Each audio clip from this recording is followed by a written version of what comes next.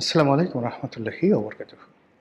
সম্মানিত দর্শক, দুনিয়া কাঁপানো, বিশ্ব তোলপাড় করা ইরান এবং আমেরিকার যে যুদ্ধ সম্ভবত খুব দ্রুত শেষ হতে চলেছে। এই কারণ হলো যে উভয় পক্ষ তাদের ধৈর্য শক্তি হারিয়ে ফেলেছে এবং উভয় পক্ষ তাদের যে ক্ষয়ক্ষতির চূড়ান্ত পর্যায়ে পৌঁছে গেছে এবং অভাবিত বিষয়গুলো এই যুদ্ধের ময়দানে ঘটে যাচ্ছে।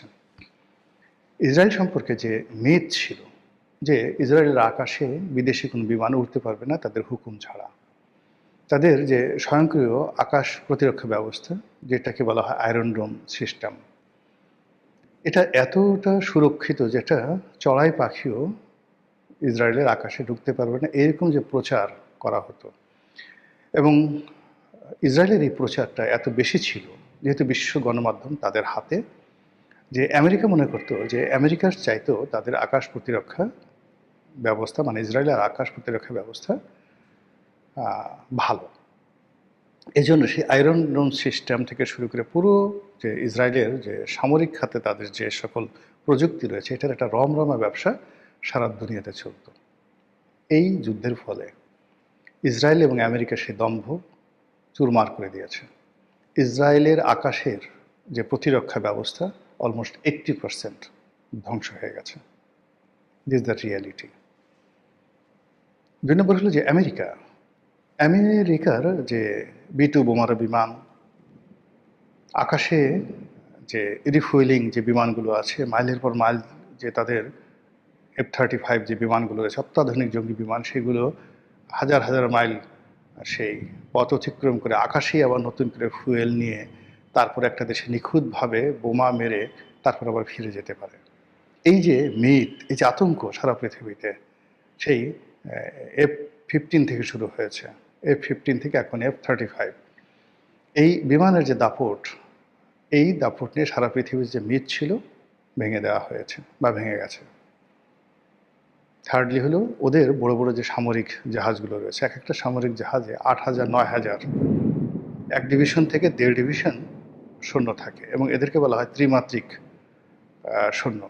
এবং এরা মার্কিন মেরিন হিসাবে আমেরিকার সেনাবাহিনীতে সবচেয়ে চৌকুশ কর্মকর্তা হিসেবে পরিচিত। তারা মরুভূমিতে যুদ্ধ করতে পারে, আকাশে যুদ্ধ করতে পারে, সমুদ্রে যুদ্ধ করতে পারে এবং স্থলে যে সবচেয়ে পাহাড় পর্বত সব জায়গায় তারা যুদ্ধ করতে পারে। ফলে মার্কিন মেরিনের নাম শুনলে পৃথিবীর অন্য যে সকল যোদ্ধা জাতি রয়েছেন বা যোদ্ধা যে বাহিনীগুলো রয়েছে তাদের মধ্যে এক ধরনের কম্পন তৈরি হয়ে যেত।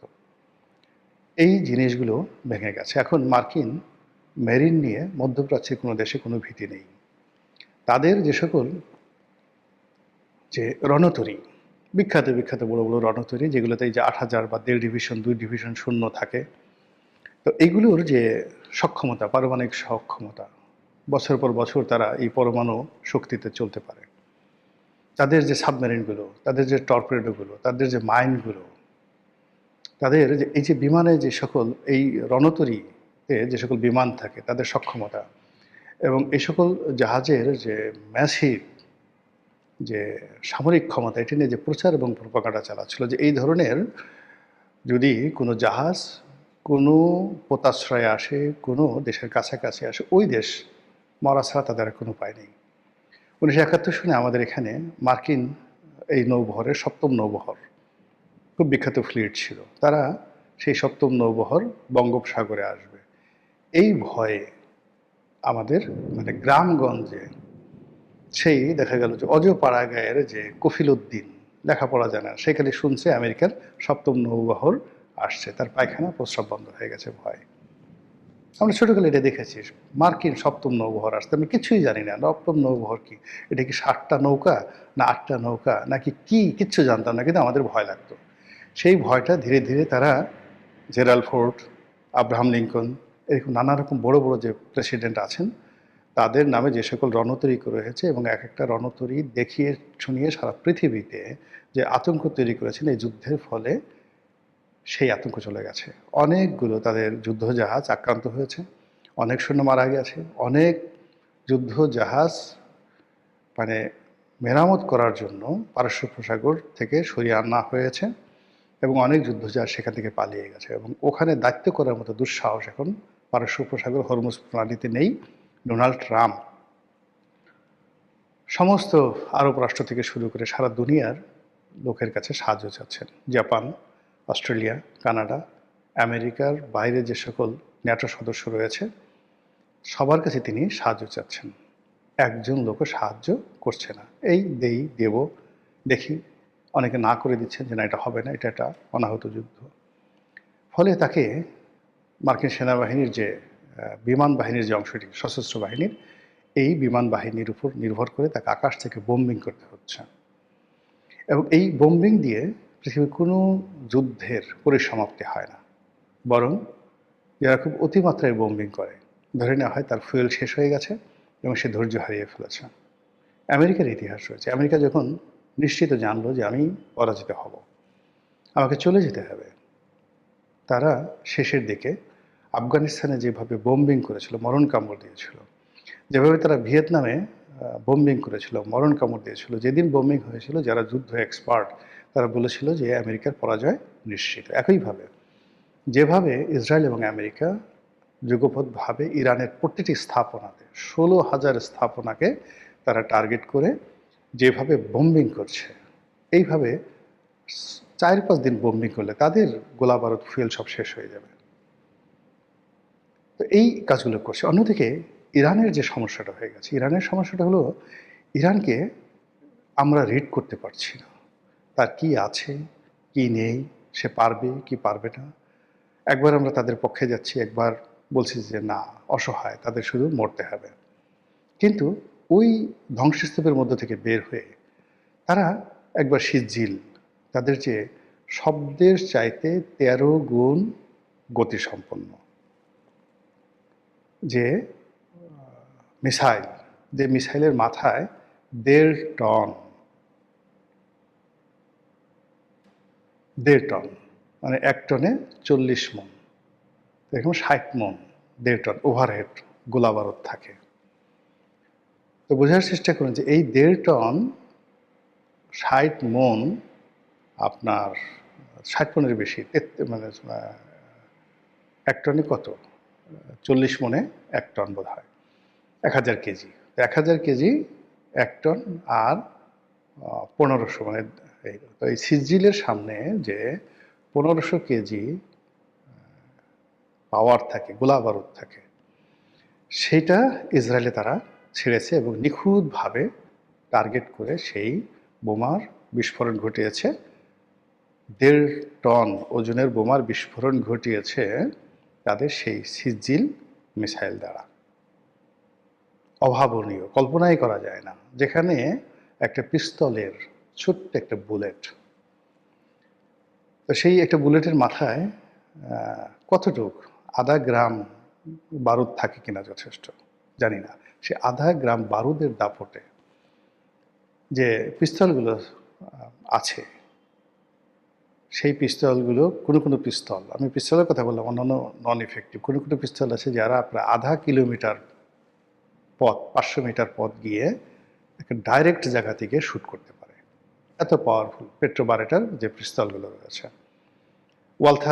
ওয়ালথারের যে পিস্তলগুলো রয়েছে অত্যন্ত ইফেক্টিভ। আর AK-47 থেকে শুরু করে কালাশবিক যে সকল মারণাস্ত্র রয়েছে, তো এইগুলো মানে এগুলির ইফেক্টিভনেস নিয়ে কল্পনাই করা যায় না। তো সেখানে যদি ধরুন 1 গ্রামও নয়, মিলিগ্রাম বারুদের যদি ওই অবস্থা হয়, তাহলে 1.5 টন বারুদ, 60 মণ বারুদ যেখানে পড়ে, সেখানে কি পরিমাণ ধ্বংস হয়েছে ইসরায়েলে বোঝার চেষ্টা করুন। তছনছ হয়ে গেছে, যেগুলোর ছবি আমরা পাচ্ছি না। তো এই যে একটা অবস্থা চলছে, সেই অবস্থার সঙ্গে সঙ্গে ইরানের যে সর্বোচ্চ ধর্মীয় নেতা, তিনি সপরিবারে নিহত হয়েছেন। এখন নতুন যে ধর্মীয় নেতা, তাকে বলা হচ্ছে যে মস্কোতে সরিয়ে নেওয়া হয়েছে। তিনি ঠিক 1 মিনিটের জন্য প্রাণে বেঁচে গেছেন বা 1 সেকেন্ডের জন্য প্রাণে বেঁচে গেছেন।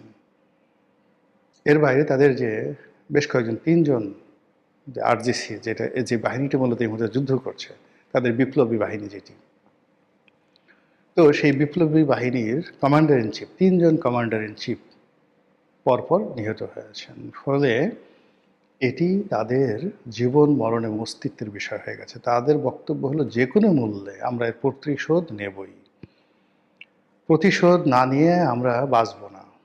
তো এই যে একটা মানুষ যখন তার নিজের জীবনের মায়া ত্যাগ করে ফেলে, তখন সেখানে কি তৈরি হয়? এই মুহূর্তে ইরানের যে আর্মি রয়েছে, স্থলযুদ্ধের জন্য আর্মি, তাদের যে অস্ত্র রয়েছে, তাদের সাধারণ মানুষের যে সামরিক ট্রেনিং রয়েছে, তাতে করে মধ্যপ্রাচ্যের যে যুদ্ধ, সেই যুদ্ধ কোন পর্যায়ে যাবে কল্পনাই করা যায় না।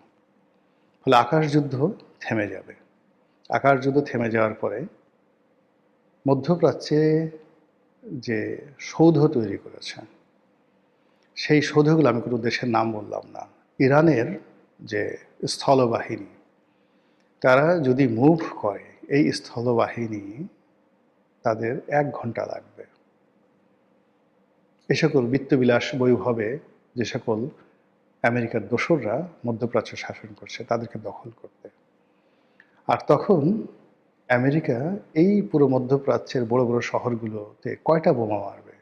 কয়টা বোমা তাদের আছে? এবং ওই এলাকাতে বোমা মারলে তাদের অর্থনীতি, এই যে তাদের যে ব্যাংক, বিমা, যা কিছু তো মধ্যপ্রাচ্যে। তো সব মিলিয়ে এই যুদ্ধ এমন একটা চূড়ান্ত পর্যায়ে চলে এসেছে যে আগামী 2 সপ্তাহের মধ্যে এই যুদ্ধের যে ফলাফল, এটা নির্ধারিত হয়ে যাচ্ছে সম্ভবত। হয়তো মানচিত্র থেকে অনেক দেশ হারিয়ে যাবে, ইরান হারিয়ে যাবে, অথবা মানচিত্র থেকে, ইতিহাস থেকে, ঐতিহ্য থেকে আমেরিকার যে প্রভুত্ব, সেটাও হারিয়ে যেতে পারে। বিশ্ব নতুন একটা পরিস্থিতির মোকাবেলা করতে পারে। এই পৃথিবীতে নতুন করে হানাহানি, নতুন করে বিশ্বযুদ্ধ, নতুন করে দুর্ভিক্ষ কিংবা কোনো মহামারী আবার এই পৃথিবীকে গ্রাস করতে পারে, অথবা পৃথিবীতে একটা সাম্যতা আসতে পারে। সেই যে জোট নিরপেক্ষ আন্দোলনের মতো করে নতুন একটা আন্দোলন, যে যার অবস্থানে আমরা ভালো থাকবো, পৃথিবীর কোনো পরাশক্তি আমাদের দরকার নেই। এই যে আওয়াজ, এই আওয়াজ পৃথিবীতে উঠতে পারে। মহান আল্লাহ আমাদের সবাইকে হেদায়েত দান করুন, হেফাজত করুন। আসসালামু আলাইকুম রহমতুল্লাহি ওয়া বারাকাতুহু।